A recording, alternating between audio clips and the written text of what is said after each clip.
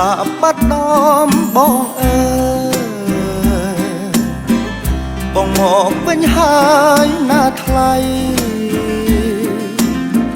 អោកុលាបដែលបងស្រមៃតើថ្លៃនៅទីណាអូបងត្រឡប់មករកពេល10ឆ្នាំផុតទៅហើយស្ងួនអនតែសាចង់ជួមុខអូតើអូនល្អយ៉ាងណាទៅស្រីបងលឺតែគេប្រាប់ថាស្រជីវ៉ាអូនល្អឥតបីអូននាងល្អដូចការចំបីសៀមរាបទៀតថ្លៃតើមែនឬទេបើសិនរៀមមានវាសនាបានជួបបុប្ផាចាសនាបងនឹងខំស្រោចទឹក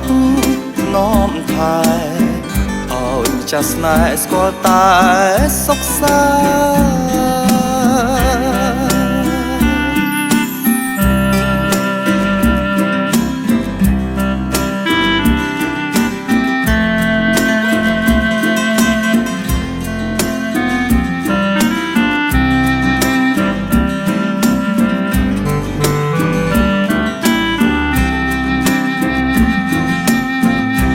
បងលឺ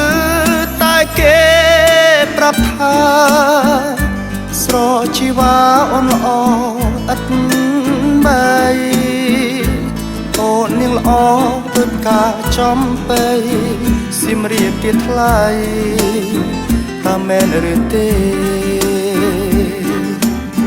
បើសិនរៀមមានវាសនាបានជួបបុប្ផាចាសនាបងនឹងខំស្រោចទឹកនាំថែឲ្យចាស់ស្នេហ៍ស្គាល់តែសុខសា